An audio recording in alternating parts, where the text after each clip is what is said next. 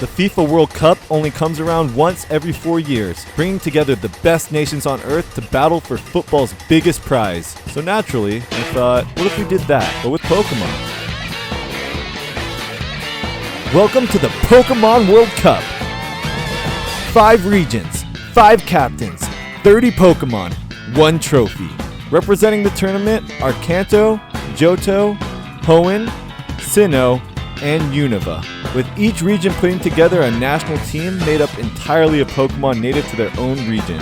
No borrowing Pokemon from another generation, no transfer portal, no last-second free agent pickups because your starter got injured in warm-ups. Nah, that's not gonna cut it. If you're representing your region, you're winning or losing with the Pokemon that call it home. Now, just like the real FIFA World Cup, this isn't a straight elimination bracket. We're kicking things off with a group stage, where every region plays every other region once. At the end of the round robin, the top 2 regions move on to the grand final, where they'll battle it out to decide who becomes Pokemon's very first World Cup champion. Now, wins are obviously the biggest thing we're looking at, but if 2 regions finish with the exact same record, we need a tiebreaker. Instead of goal differential, we're using Pokemon Survivor Count. Every Pokemon that survives a battle counts towards your region's total, but Kanto managed to preserve more of its teammates throughout the group stage, Kanto advances. That means every single knockout matters. Even if you've already won the battle, keeping one more Pokemon alive could literally be the difference between making the grand final or watching someone else lift the trophy. So, let's meet the competitors. First up, representing Kanto, we have Captain Sync. Kanto is bringing a team loaded with veterans who know exactly how to win on the biggest stage. Leading the attack is Dragonite, the towering target striker who dominates anything sent into the box. If the ball goes airborne, chances are Dragonite is getting there first. Behind him is Gengar, the crafty playmaker who always seems to slip behind the defense and create opportunities nobody else even saw. Holding down the midfield is Chansey, constantly patching up teammates and keeping everyone in the game. You won't find Chansey scoring many goals, but championships aren't won without players willing to do the dirty work. On defense, Weezing is making life miserable for opposing attackers, throwing bodies around and turning every possession into a fight. Alongside him is Slowbro, who somehow always ends up in exactly the right position despite looking like he forgot the game started an hour ago. And protecting the backline is Gyarados, a commanding goalkeeper whose intimidating presence alone is enough to make strikers think twice before taking the shot. Representing Hoenn is Captain Darth, and this squad is absolutely stacked. At the heart of the defense is Metagross, the brick wall. Nothing gets past him. If you're trying to dribble through the middle, you might as well turn around because Metagross has already won the ball. Beside him is Dusclops, a veteran defender who simply refuses to leave the pitch. Extra time, penalties, doesn't matter. That boy's still standing. On the wings, you've got Breloom, constantly pressing defenders and stealing possession before they can even breathe, while Absol seems to predict every ball before it's played, reading the game like it's already happened. Running the midfield is Gardevoir, distributing perfect passes and controlling the pace of the match like an elite number 10. Then up front, Salamence, the superstar striker. One breakaway is all Salamence needs before he's celebrating in front of thousands of fans. Now it's time for Sinnoh, captained by Rai. This team feels like they were built for tournament football. Spiritomb is that defender nobody enjoys playing against. They're constantly pulling jerseys, making tackles, getting under your skin. Somehow never picking up the yellow card they probably deserved. Garchomp is the box-to-box defender with endless stamina. He's defending 1 second and somehow leading the counterattack the next. Roserade controls possession beautifully, threading pinpoint passes through defenders while leaving a few poisonous tackles behind just for good measure. On the wing is Infernape, whose blistering pace leaves defenders completely behind before firing crosses into the box. Waiting to finish those crosses is Togekiss, dominating the aerial game and somehow winning every header despite making everyone furious in the process. And then there's Rotom Wash to be specific. Every national team needs someone to wash the jerseys after the match, and apparently, Rotom volunteered before realizing he'd also have to play 90 minutes. Representing Unova is Captain Amoeba, bringing arguably the most explosive offense in the tournament. Excadrill anchors the midfield, digging up loose balls and winning possession seemingly every single play. Ferrothorn patrols the backline, and if anyone gets too close, congratulations. You just popped the ball on its spikes. Hope somebody brought a pump. Durant never stops running. The guy covers so much ground you'd swear there were 6 of him out there instead of 1. Archeops is lightning quick on the counterattack, but once he gets tired, well, let's just say the substitutions can't come soon enough. Volcarona lights up the stadium every time it touches the ball, dazzling defenders with skill moves before setting the crowd on fire. And then there's Hydreigon. Forget crossing the ball, Hydreigon launches absolute missiles from outside the box. If the keeper even manages to see the shot, it's already too late. And finally, representing Johto, your main professor, ProfessorPyne. That's right, I'll be the one captaining the Johto national team and flying the gold and silver proudly. Let's get into our starting lineup. Our main threat on the wing is Espeon, using incredible speed to fly down the sidelines before delivering inch-perfect crosses into the middle. Feraligatr is our powerhouse striker, bullying defenders in the box and finishing anything that comes in his way. Porygon 2 is the intelligent holding midfielder, always making the right pass, slowing the game down when needed, and refusing to give the ball away. Skarmory is our defensive backbone, clearing everything that comes into the box. If a cross goes up, Skarmory's winning it. Scizor is the tireless fullback, overlapping down the wing all match long before snapping back on defense faster than anyone can react. And finally, the absolute superstar, Big Man Tyranitar. He's our center forward, our clinical finisher, and probably the reason FIFA had to reinforce the stadium foundations. Once Tyranitar gets the ball in the box, defenders don't tackle him, they pray. This is the squad I'll be trusting to bring the Pokemon World Cup trophy home. And there you have it.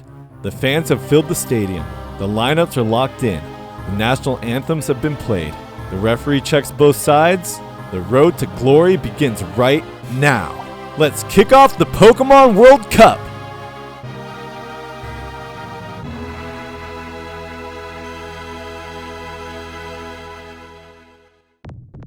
Five regions entered, 2 remain. One team is walking in on the high of their lives, the other is walking in off the worst night of theirs. This is the story of how you come back from that. Nimbasa City, sold out, every seat full, every flag waving. Tonight, it's Johto against Unova for the very first Pokemon World Cup. Getting here cost both of them something. These two have met before, round 1 of the group stage. Johto's Espeon didn't even let Unova get comfortable. One shot on Volcarona, one shot on Durant. Unova walked away from that one bruised and 0-1. Since then, 2 completely different paths. Johto ground out a win over Hoenn, a war of attrition anchored by Tyranitar, who took Dusclops all the way to the red. Poisoned, in a sandstorm, one pain split away from safety. And watched that safety net save its opponent anyway. But Tyranitar didn't blink, came back and closed it with a critical triple rock blast. Then a grueling win over Kanto. Porygon 2 and a Weezing locked in a duel that felt like it would never end. Recover. Thunderbolt. Pain Split. Recover. Thunderbolt. Pain Split. Johto grounded out. They're now 3-0, unbeaten. And then came Sinnoh. It started almost like a joke. Porygon 2 and Spiritomb spamming Toxic and Sucker Punch at each other for 4 straight turns. Missing, whiffing, going nowhere. The crowd laughed. Let me tell you, nobody was laughing after what came next. Infernape happened. Overheat on Scizor, close combat on Tyranitar, Mach Punch to close out the match. Johto took down exactly 1 Pokemon that entire match. Their first loss of the tournament and their most lopsided. That was 4 days ago. Unova's story reads the opposite direction entirely. They lost that one. Badly even, down to their last Pokemon. Infernape's overheat ending it before Durant could even finish the job it started. But Durant left something behind that night. 2 guillotines, back to back. 1-hit KO move, landing twice in the same match. The whole stadium remembers that. Durant didn't need luck the next time. X-Scissor through Dusclops, X-Scissor through Absol, X-Scissor through Gardevoir to close it out. Unova's Golden Boy carrying his team on his back. And then the statement game. A shutout win over Kanto. Didn't lose a single Pokemon. Not one. That result is the reason they're standing on this pitch tonight at all. A 3-way tiebreaker, and Unova's perfect record broke the deadlock over Hoenn and Sinnoh's matching 2-2 record. Same opponent that beat them cleanly in the very first round of the tournament is the same team standing across the pitch right now. Redemption on one side of the field, a statement on the other. Only one leaves with the trophy. Kickoff. Unova leads Hydreigon. Johto answers with Scizor. No hesitation from Johto. Straight into Bullet Punch. Good chip on Hydreigon, but Hydreigon doesn't blink either. Flamethrower. And Scizor's night is over before it started. Whew. A statement right out the gate. Johto is making it known they are not playing it safe tonight. Johto brings in Feraligatr. 3 different opponents, 3 different nights, 1 Pokemon standing at the end of every single one. Tonight, it's staring down Unova all over again. Ferrothorn steps up to meet it. Ice Punch answered by Rocky Helmet. An even trade. For now. Johto subs in Espeon. The same Espeon that opened this whole rivalry with a double one-shot back in the group stage. Ferrothorn goes for Thunder Wave. And it bounces straight back off Espeon's Magic Bounce. Ferrothorn just got a taste of its own medicine, and it will not be the last time tonight. Unova swats to Archeops. Espeon lands a glancing hidden power. Johto counters with Skarmory, the wall that's been grooming Johto's defense all tournament. Archeops U-turns out through the Rocky Helmet. Hydreigon's back. Johto goes Porygon 2. Hydreigon's Focus Blast connects. First sign of a trend that's about to define this match. Unova brings Archeops back. Porygon 2 recovers. Johto subs Skarmory back in and eats a knockoff immediately, losing its Rocky Helmet. Unova swaps to Volcarona. Skarmory drops spikes on the field. Then comes the moment nobody in this stadium will forget. Skarmory stays in against Volcarona's fiery dance and lives on 1 hit point, 1 HP in a World Cup final. That's not strategy, that's nerve. Skarmory roars Volcarona out and drags Ferrothorn back in, then buys itself some time. Roost. Roost again while Ferrothorn plants a Leech Seed. Unova swaps to Durant, the same Durant that's carried this entire Unova run. Durant knows they have to take risks to win it all and goes for a long-range shot, a one-hit knockout attempt, a guillotine! And misses. Skarmory roars it right back out. Johto brings Espeon back in as Ferrothorn tries Stealth Rock, and Magic Bounce sends it right back a second time. Unova's own side of the field is buried in rocks and spikes now, undone by their own hazards.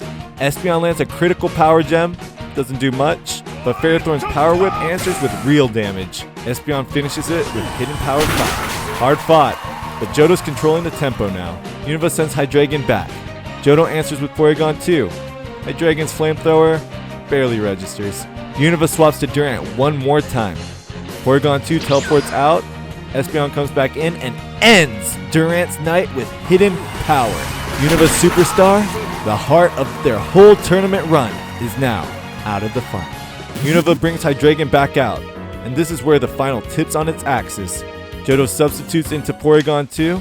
Hydreigon lands Focus Blast. Solid damage. Another Focus Blast. Porygon 2 clings to the red and recovers. 2 in a row in a match this high stakes? That's not luck anymore. That's pure determination. A third Focus Blast lands. 3 shots on goal. 3 connections. Porygon 2 will not go down. It recovers again, refusing to fold. And a 4th Focus Blast lands. 4 Focus Blast in a row in a World Cup final. Neither team could believe it. This stadium could not believe it. Hydreigon simply would not miss. Johto's had enough. Subs Porygon 2 out for Feraligatr. 1 Aqua Jet, critical hit, and Hydreigon's reign of terror is over. Feraligatr. Same Pokemon that closed out the win over Hoenn. Same Pokemon that closed out the win over Kanto. Same Pokemon that closed out the win over this very team in their first match. Even in the worst night of the season, the blowout loss to Sinnoh, Feraligatr was the only Pokemon on the team that managed to get a knockout. And now, on the biggest stage of the tournament, it's stepping up one more time. Unova sends Excadrill on the pitch. Feraligatr's second Aqua Jet does big damage. Excadrill answers with Rock Slide, putting Feraligatr in the red, but Feraligatr fires back a third Aqua Jet and takes it down. Unova sends Archeops straight onto the rock-covered field, dropping instantly into the red. Feraligatr's 4th Aqua Jet finishes it, but Life Orb recoil is taking its toll. Feraligatr is running on fumes, but refuses to get subbed out. And now Unova has nothing left to throw but hope. Volcarona, their last Pokemon, their last chance. But this field has been a war zone all night. Rocks, spikes, chip damage from every direction, and Volcarona is bleeding out before it ever throws a hit. Feraligatr goes for one final Aqua Jet. it connects. Volcarona is down. But